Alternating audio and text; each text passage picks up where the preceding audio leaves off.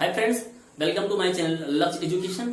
आज हम लोग जो चर्चा करेंगे वो क्लास 10th के अगले चैप्टर की। अभी तक हमने क्लास फर्स्ट के रियल नंबर को पढ़ लिया। आज पढ़ना है इंट्रोडक्शन ऑफ पॉलिनोमियल। पॉलिनोमियल की इंट्रोडक्शन पढ़ना है। तो इनसे पॉलिनोमियल की इंट्रोडक्शन पढ़ने से पहले आप जान ले अलजेब्रिक एक्सप्रेशन। अलजेब्रिक एक्सप्रेशन आपने पढ़ा जिसमें बताया क्या होता है, कोई भी वेरिएबल और कांस्टेंट, कोई भी वेरिएबल और कांस्टेंट जो होते हैं वो आपके 4 fundamental operation plus minus multiply divide इनके साथ जब कनेक्ट किए जाते हैं तो क्या होते हैं, वो अलजेब्रिक एक्सप्रेशन हो जाते हैं। ठीक है, ऐसे वेरिएबल और कांस्टेंट जो है वो 4 फंडामेंटल ऑपरेशन के साथ आपके कनेक्ट किए जाते हैं, या कह लें कि मल्टीप्लाई के साथ कनेक्ट किए जाते हैं तो क्या हो जाता है, वो आपका अलजेब्रिक कांस्टेंट हो जाता है, अलजेब्रिक एक्सप्रेशन हो जाता है। जिसमें से हमने पढ़ा अलजेब्रिक एक्सप्रेशन में क्या, मोनोमियल, मोनोमियल पढ़ा, बाइनोमियल और ट्रिनोमियल, और लास्ट में जो पढ़ लिया वो पॉलिनोमियल। देखो सब कुछ पढ़ा, ठीक है, लेकिन वर्ड ये है कि पॉलिनोमियल ये भी हो सकता है, पॉलिनोमियल ये भी है और पॉलिनोमियल ये भी हो सकता है।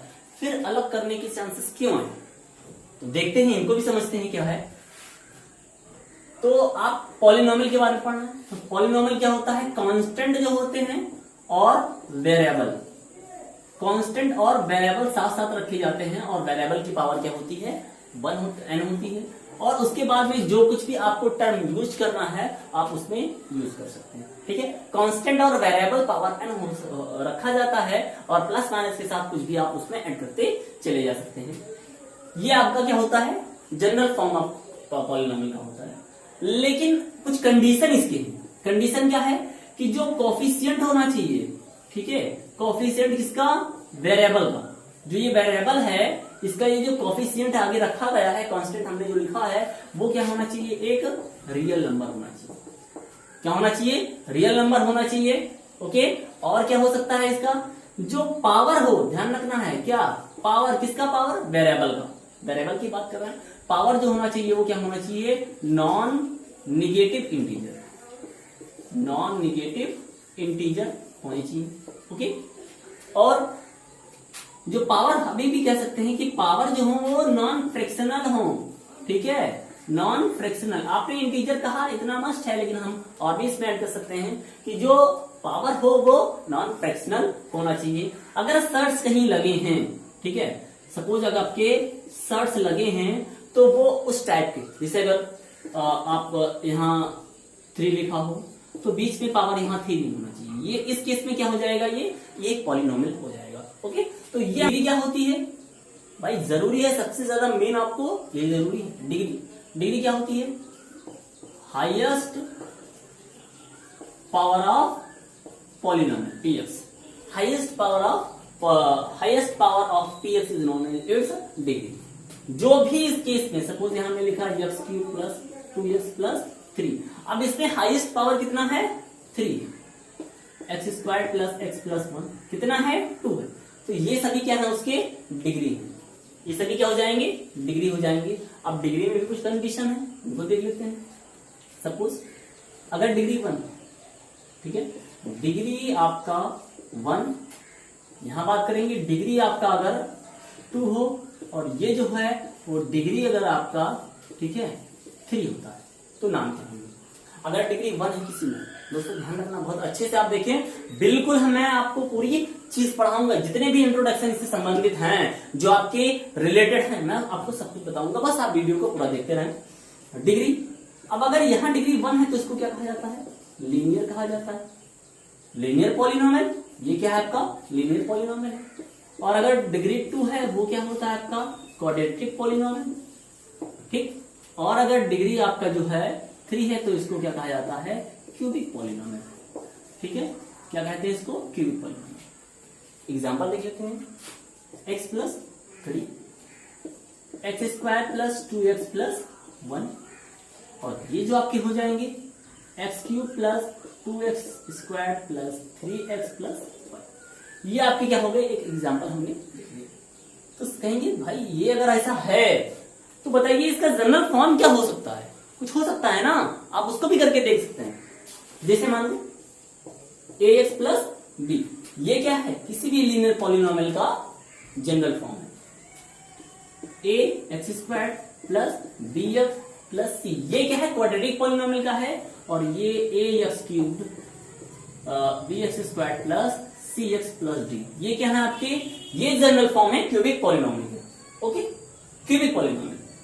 अब आप देखें इसमें जो लास्ट में ये बी मिल रहा है, ठीक है, इसमें यहां हम जो बात कर रहे हैं वो किसको? वेरिएबल मैंने जो माना है वो एक्स को लेकर के चल रहे हैं, वेरिएबल एक्स को लेकर के चल रहे हैं। तो जो बी आपका है इस केस में यहाँ बी, और इस केस में आपका सी, और यहाँ जो केस है वो आपका डी। इन सभी केस में आप देख लें, बी यहाँ है, सी यहाँ है और डी यहाँ है, कुछ भी लिखा है ना। आप देखिए यहाँ जो लिखा हुआ ये आपका जो होता है वो कांस्टेंट टर्म होता है, ठीक है। ये बी जो है वो कांस्टेंट टर्म है, ये सी जो है वो कांस्टेंट टर्म है, और यहाँ जो लिखा हुआ है क्यूबिक पॉलिनोमियल में डी जो लास्ट में होता है वो क्या है? आपका कांस्टेंट टर्म होता है, क्योंकि इसमें कोई वेरिएबल नहीं। ओके, अब आप देखिए ए, इस लीनियर इक्वेशन में ए क्या है? ये जो ए लिखा हुआ है ये आपका क्या है? कोएफिशिएंट कहा जाता है। जो वेरिएबल से पहले, ठीक है, जो वेरिएबल से पहले मल्टीप्लाई कर रहे होते हैं नंबर, वो नंबर आपके क्या होते हैं? कोएफिशिएंट होते हैं। ऐसे इसमें ये एक्स स्क्वायर में ये है, यहाँ पर बी है, एक्स क्यूब में देखें तो ए, ये क्या है? आपके वेरिएबल है। तो दोस्तों इतना आपको समझ में अगर आ गया होगा तो आगे हम चलते हैं कि ये हमारे value of P X at X, चलिए एक मान लेते हैं P X is equal to X plus 3, मान लिया गया। अब ये जो वैल्यू आता है बहुत ही आसान है, थोड़ा देखिए इसमें क्या होगा? इससे वैल्यू को पुट अप करना होगा, एक्स की पावर एक्स जो है कोई नंबर ले करके हम प्लस माइनस कुछ भी रख करके, ठीक है, इस पे देखेंगे इसकी वैल्यू क्या होगी, इसके आंसर क्या हो सकते हैं, लास्ट में इसका फाइंड कर लेंगे। तो मान लेते हैं अगर हम वैल्यू को एक्स के स्थान पे कितना रख देते हैं? 1। पहले तो एक्स के स्थान पे अगर 0 रख दें तो क्या हो जाएगा? 0 plus 5 is equal to 5। Okay, और क्या होगा अगर वैल्यू 1 रखी जाए तो 1 प्लस 5, ठीक है, कितना हो जाएगा? 6। ऐसे ये जो मिलेंगे ये हमारे जो नंबर्स हैं, ठीक है, जहां पर वैल्यू कुछ फाइंड की जाती है वो आपका, अगर हम के एक्स रख दें यहाँ, अगर हम पी के स्थान पे मान लें, एक्स के स्थान पे मान लें के, तो क्या हो जाएगा? के प्लस 5, यानी ये 5 है क्या? ये कुछ नंबर है बी, ठीक है। तो जनरली फॉर्म इसका यही हो जाएगा। आप कुछ भी यहां रख सकते हैं, हमने 5 लिखा था इस क्वेश्चन में तो 5 भी रखेंगे। तो ये आपका जो है एक्स की वैल्यू को हम फाइंड करने के लिए यहाँ पर हम वैल्यू को पूरे पॉलिनोमियल में अगर नंबर को पुट अप किया जाए, कुछ वैल्यू रखी जाए तो लास्ट में क्या मिलेगा, उसका टोटल आंसर क्या मिल सकता है, वो हमारा क्या होगा? वैल्यू ऑफ पी एक्स होगा, 0 ऑफ पी एक्स।